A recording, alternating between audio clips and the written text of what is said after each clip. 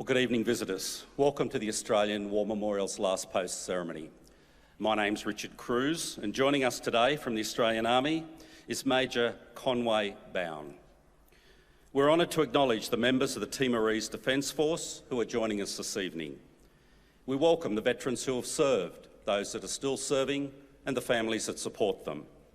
We acknowledge the members of RSL and Services Clubs Association, RSL Victoria and RSL Queensland, who are watching the broadcast of this ceremony across Australia. During this evening's ceremony, wreaths will be laid at the base of the Pool of Reflection by visitors to the memorial. Could I ask you to please stand and join in singing the National Anthem?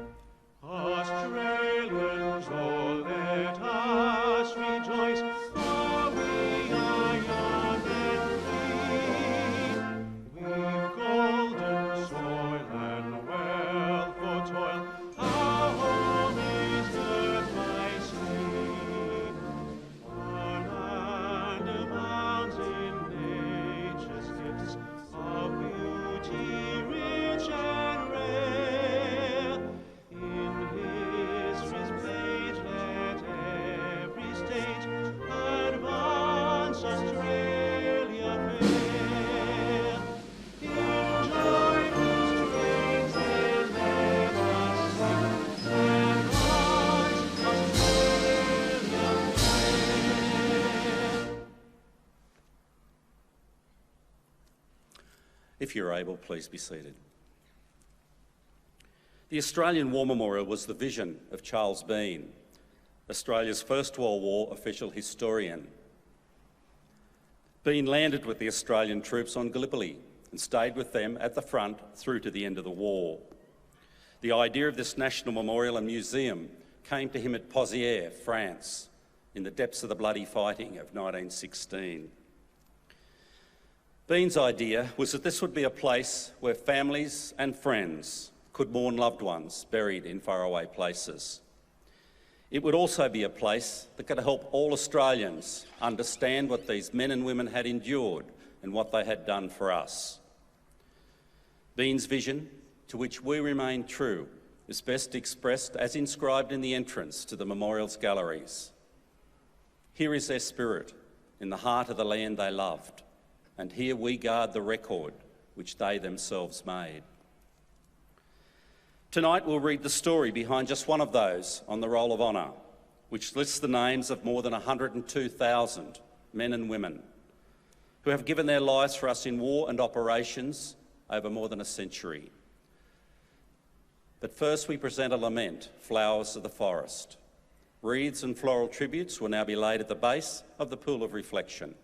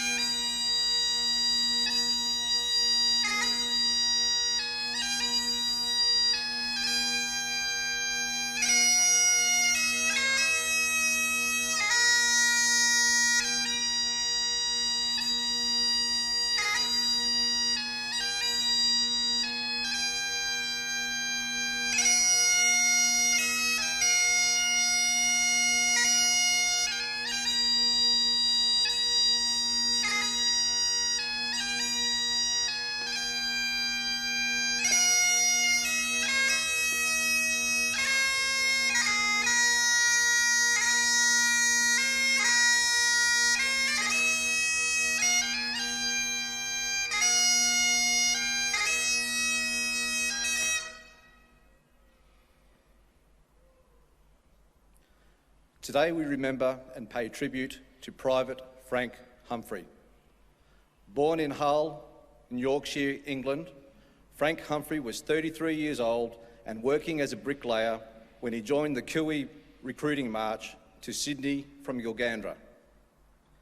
Under the leadership of Captain Bill Hitchin, 20 or so men who were determined to enlist set off on what was known as a snowball march. Gathering other recruits along the way, they numbered about 300 by the time they reached their destination. Humphrey had previously served for 7 months in the Boer War and was one of the first men to join the march, enlisting in early October 1915. Humphrey went into camp at Liverpool in Sydney. However, at the start of January, he was discharged, having struggled with military discipline. His service record contains a note saying he was, quote, not likely to become an efficient soldier. Humphrey then travelled to Victoria and enlisted at Wangaratta in February of 1916. He was first assigned to the 37th Battalion, but then became part of the 60th Battalion. The 60th Battalion was raised in Egypt in February 1916 as part of the expansion of the AIF. Half of its recruits were Gallipoli veterans from the 8th Battalion, and the other half were fresh reinforcements from Australia. The majority of both groups were Victorians. The new battalion formed part of the 15th Brigade of the 5th Australian Division. Humphrey embarked from Melbourne on board HMAT Port Lincoln in early May 1916 and sailed to Egypt. He became ill about a month after arriving, but was fit enough to embark for France on the 2nd of August. Humphrey became ill again and was admitted to hospital on the 19th of August. He died of dysentery on the 23rd of August. He was buried in Saint-Marie Cemetery in Le Havre, France. Private Humphrey's name is listed on the Roll of Honour on my right, among more than 60,000 Australians who died while serving in the First World War. This is but one of the many stories of service and sacrifice told here at the Australian War Memorial. We now remember Private Frank Humphrey, who gave his life for us, for our freedoms, and in the hope of a better world.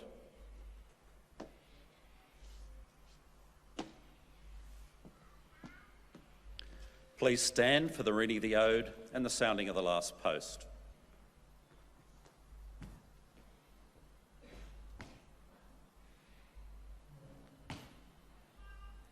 They shall grow not old, as we that are left grow old. Age shall not weary them, nor the years condemn. At the going down of the sun and in the morning, we will remember them. We will remember them.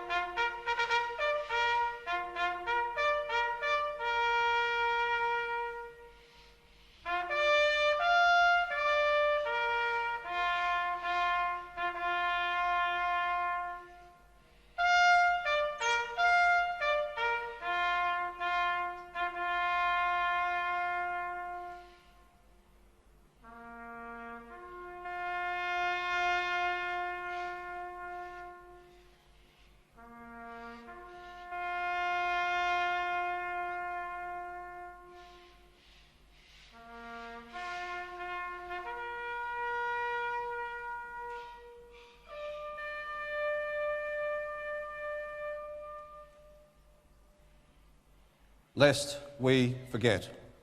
Lest we forget.